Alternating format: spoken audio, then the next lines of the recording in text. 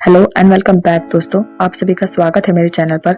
मैं आशा करती हूँ कि आप सभी स्वस्थ और मस्त होंगे। आज मैं एक्सप्लेन करने जा रही हूँ हॉलीवुड की latest release web series it welcome to Derry का फर्स्ट एपिसोड। तो without wasting any time video की शुरुआत कर लेते हैं। लेकिन उससे पहले अगर मेरी वीडियोस आप सभी को एंटरटेन करती हैं तो उसे लाइक कर चैनल को सब्सक्राइब करें, जिससे लेटेस्ट और फ्रेश कंटेंट सबसे पहले पहुंचे आप तक। तो एपिसोड की शुरुआत में ही हमें बताया जाता है कि ये कहानी 1962 के इर्द गिर्द घूमती है, जिसमें न्यूयॉर्क के डेरी शहर में एक थिएटर में हमें म्यूजिक मैन नाम की फिल्म दिखाई जाती है, जिसके अंदर कुछ सॉन्ग्स भी चल रहे थे। थिएटर के सभी लोग अलग ही तरीके का माल फूंक कर एंजॉय कर रहे थे, सिवाय एक इंसान के। इस इंसान का नाम मैट होता है। कुछ देर बाद वहाँ पर थिएटर का ओनर आता है और वो मैट को देखकर भड़क जाता है, जिसके बाद खुद को बचाने के लिए मैट वहाँ से भाग जाता है। तो ओनर मैट को ढूंढते ढूंढते जब बाहर आया, उसे एक आदमी मिला और उसे कहने लगता है कि जाने दो, वो छोटा बच्चा है। जिस पर ओनर कहने लगता है कि वो भले ही छोटा बच्चा है, पर वो हर बार यही गलती कर रहा है और इस बार तो मैं पनिश करूंगा, तभी तो उसकी आदत छूट जाएगी। जिसके बाद हम देखते हैं कि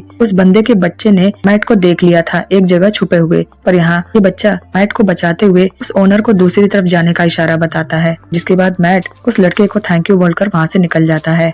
कुछ देर के बाद ही वापस से फिल्म का ओनर मैट को देख लेता है, पर फाइनली इस बार मैट उससे बच निकलता है और काफी दूर आ जाता है। वो इस शहर को छोड़कर कहीं जा रहा था और उसे किसी की हेल्प की उम्मीद थी। कई गाड़ियां रुकी पर किसी ने भी मैट की हेल्प नहीं की। जिसके बाद एक फैमिली ने उसे देखा और मैट की हालत देखकर उन लोगों को बहुत दया आ गई। ये लोग भी उसी रास्ते की ओर आगे बढ़ रहे थे। तभी हम देख पाते हैं कि इस फैमिली में इनके 2 बच्चे भी होते हैं और ये औरत प्रेग्नेंट होती है। ये दोनों बच्चे काफी ज्यादा इरिटेटेड होते हैं, मतलब फालतू की बकवास कर रहे थे। तभी हम एक अजीब सी चीज देख पाते हैं कि लड़की जब अपना टिफिन बॉक्स खोलती है, उसमें पूरा ब्लड भरा होता है और वो ब्लड को हाथों में लगाकर मैट को दिखा रही थी, जिससे मैट बहुत ही ज्यादा डर रहा था। जिसके बाद मैट नोटिस कर पाता है कि ये लोग तो डेरी शहर को छोड़कर जा रहे थे, पर ये तो वापस से यू टर्न लेके डेरी के अंदर जा रहे हैं और तुरंत ही कार को रोकने के लिए कहने लगता है। कई बार कहने के बाद जब ये फैमिली गाड़ी नहीं रोकती है तो मैट कार की स्टीयरिंग को पकड़ लेता है, जिससे उस लेडी के पैर पर चोट लग जाती है और इस औरत को लेबर पेन शुरू हो जाता है। थोड़ी देर के बाद हम देख पाते हैं कि इस औरत ने एक म्यूटेंट बच्चे को जन्म दिया है और ये बच्चा इतना ज्यादा चंट था, जन्म लेने के जस्ट कुछ ही सेकंड में उड़ने लग गया और उड़ते उड़ते उस पूरे कार में ही तबाही मचा दी, जिससे धक्का लगकर मैट का बेबी सकर गिर गया और गिरकर किसी बहुत बड़े नाले में चला गया था। जिसके बाद कहानी 4 महीनों बाद की दिखाई जाती है, जहाँ फिल नाम का एक लड़का डेरी शहर के एक वॉच टावर पर खड़ा प्लेन्स पर नजर रख रहा था। जिसके बाद हम पास ही के एयर स्टेशन पर लॉरे और पॉली नाम के एयरफोर्स ऑफिसर को देख पाते हैं, जो कि अभी कोरिया से लौटकर न्यूयॉर्क में आए थे।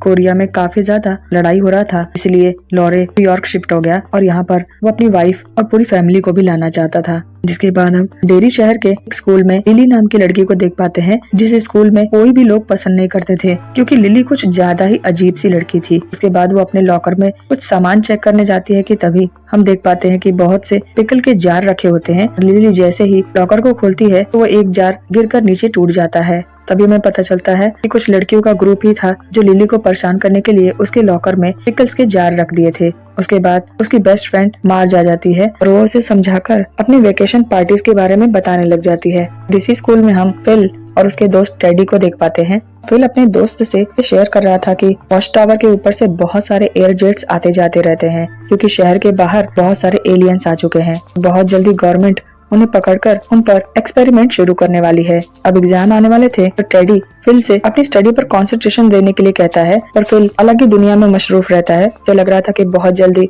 वर्ल्ड वॉर 3 आने वाला है, तो पढ़ाई की क्या जरूरत है। जिसके बाद हम लॉरे और पॉली को देख पाते हैं। यहाँ वो लोग अपनी नई टीम से मिलते हैं। यहाँ उन लोगों का बहुत अच्छे से वेलकम किया जाता है। सभी स्टाफ के लोग उन लोगों को सैल्यूट कर रहे थे, सिवाय एक ही आदमी के, क्योंकि लॉरे ब्लैक था। तभी यहाँ पर उन सभी के हेड ऑफिसर आ जाते हैं और वो आदमी हेड के सामने लॉरे को सैल्यूट कर देता है। कुछ देर के बाद ये हेड ऑफिसर लॉरे को लेकर वहाँ से निकल जाता है। यहाँ हेड ऑफिसर का ड्राइवर होता है, जो कि लॉरे को बहुत ही अजीब नजरों से देख रहा था और यही हमें समझ आ रहा था इन लोगों में भी काले और गोरे का अब तक भेदभाव चल रहा है। जिसके बाद रात हो जाती है और हम फिल को देख पाते हैं, जो कि अपने पड़ोसी के खिड़की में झाँक रहा था और वहीं टेडी अपनी स्टडी में लगा था। फिल का नेचर ही ऐसा था, स्कूल तो वो बस नाम के लिए जाता था और सारा दिन इधर उधर की मटर गश्ती वाली बातें करता था, पर टेडी को उसे कोई फर्क नहीं पड़ता था। यहीं पर टेडी एक बात बताने लगता है कि उन लोगों को मैट के बर्थडे पर जाना चाहिए था, क्योंकि उसी रात के बाद से ही मैट गायब हो चुका था। और तभी हम देख पाते हैं कि फिल इस टॉपिक पर कोई बात नहीं करना चाहता था और वो वहाँ से हट जाता है। जिसके बाद हम लिली को देख पाते हैं स्कूल में कई लोगों के परेशान करने के बावजूद भी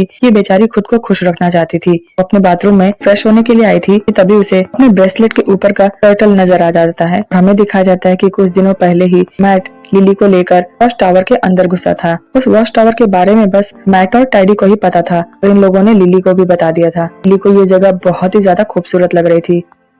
लिली के आने वाले बर्थडे के लिए ही मैट ने उसके लिए टर्टल लाया था। यहाँ बातों ही बातों में मैट लिली से उसकी फैमिली और उसके पापा के बारे में पूछता है। तभी लिली बताती है कि कुछ दिनों पहले ही वो अपने पापा की फैक्ट्री में गई थी और खेलते खेलते उसका खिलौना मशीन के अंदर फंस गया था, जिसे निकालने के लिए उसके पापा गए। उसके पापा भी वहीं पर अटक गए थे और लिली वो सीन आज तक भूल नहीं पाई है। उसे लगता है कि उसी की वजह से उसके पापा मारे गए, जिस पर मैट उसे समझाने लगता है कि लिली, इसमें तुम्हारी कोई गलती नहीं है, तुम्हारे पिता का किस्मत था। जिसके बाद न्यू ईयर की पार्टी के लिए वहाँ पर पटाखे फूटने लग जाते हैं। ये दोनों ही रॉकेट्स देखकर बहुत ही खुश हुए और इसी बीच मैट लिली से बहुत ज्यादा क्लोज होने लगता है उसे किस करने के लिए। तभी लिली उसे रोक देती है। इसके बाद मैट एकदम शर्मा जाता है और वहाँ से चला जाता है।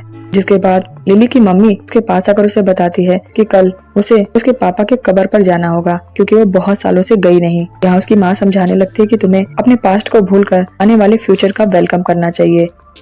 जिसके बाद लिली जब बाथरूम में फ्रेश होने के लिए जाती है तो उसे वॉश बेसिन के होल में से किसी के गाने की आवाज आ रही थी। यहाँ लिली समझ चुकी थी कि आवाज किसी और की नहीं बल्कि मैट की ही है। तो लिली मैट से कहने लगती है कि मैट, तुम कहाँ चले गए हो, मैं तुमसे मिलना चाहती हूँ, घर लौट आओ। तभी हम देख पाते हैं कि उस वॉश बेसिन के सिंक में से मैट की उंगलियां बाहर आने लग गईं और ये देखकर लिली बहुत जोर से चिल्लाने लग गई थी। जिसके अगले दिन ही लिली ये सारा किस्सा अपनी बेस्ट फ्रेंड मार्च को बताने लगती है। हालांकि पहले से ही लिली की अजीब हरकतों की वजह से पूरे स्कूल में सभी लोग उसका मजाक उड़ाया करते थे, इसीलिए मार्च नहीं चाहती थी कि ये बात सबको पता चले।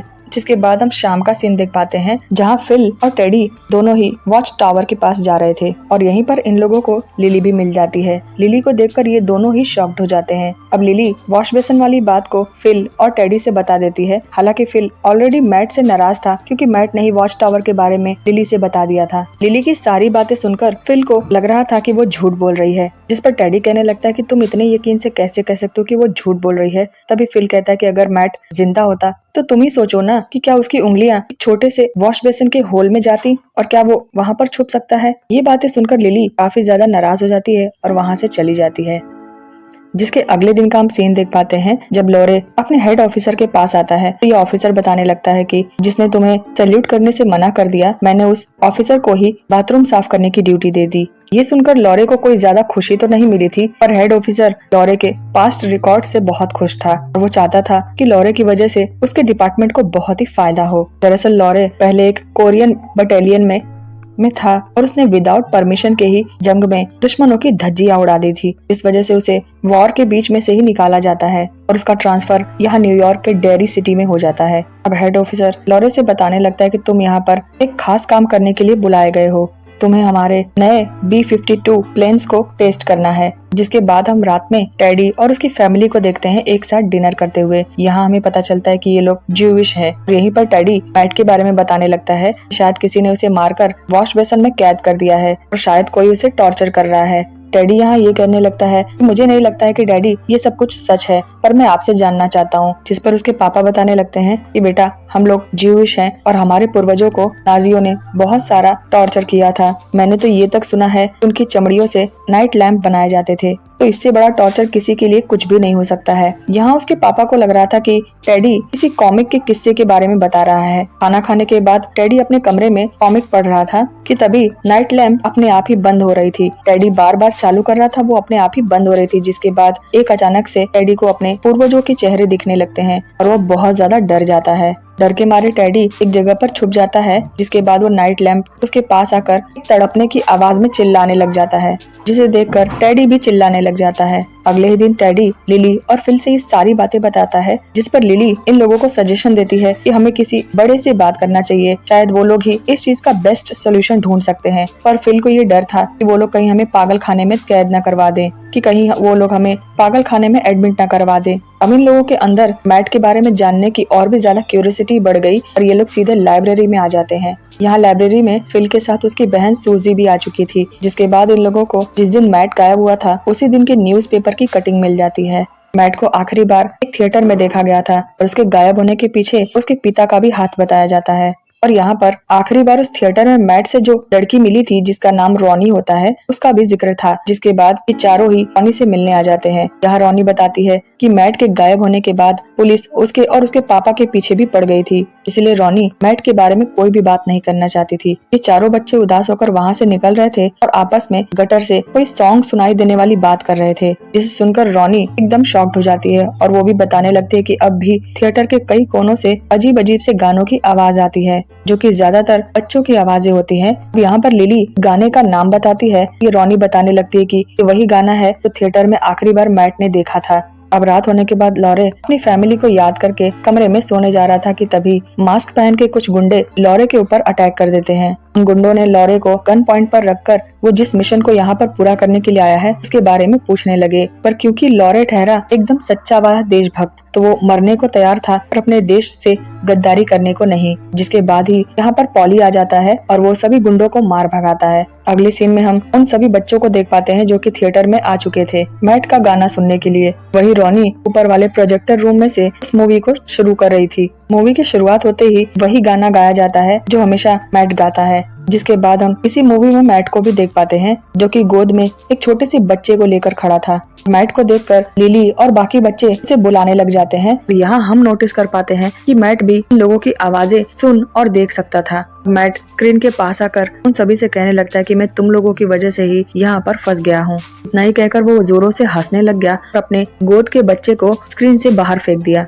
जिसके बाद वो म्यूटेंट बेबी थिएटर के अंदर आ गया और उसने यहाँ पर सभी को मारना शुरू कर दिया। जिसके बाद हम सूजी को देख पाते हैं जो कि अपनी जान बचाने के लिए लिली के पास जाती है, पर इस म्यूटेंट बेबी ने उस सूजी को भी पकड़ लिया था। वहाँ रॉनी को भी किसी ने अंदर से लॉक कर दिया था, पर फाइनली वो प्रोजेक्टर रूम का ग्लास को तोड़कर जैसे तैसे बाहर आती है। यहाँ वो लिली को घायल हालत में देख पाती है और वो म्यूटेंट बेबी इन्हीं के पीछे खड़ा था। जिसके बाद लिली थिएटर से बाहर आई और रॉनी पूछने लगती है कि आखिरकार हम सबके साथ क्या हुआ था। यहाँ लिली बताने लगती है कि फिल, टेडी और सूजी ये तीनों ही मर चुके हैं। यहाँ हम लिली के हाथों में सूजी के हाथ को देख पाते हैं, जिसे देखकर वो बहुत ही जोरों से चिल्लाने लग गई थी। जिसके बाद ये एपिसोड 1 यहीं पर खत्म हो जाता है और मैं मिलूंगी आप सभी से नेक्स्ट वीडियो में। तब तक के लिए आप सभी अपना ध्यान रखें, स्वस्थ रहें, मस्त रहें। जय हिंद, जय भारत और हर हर महादेव।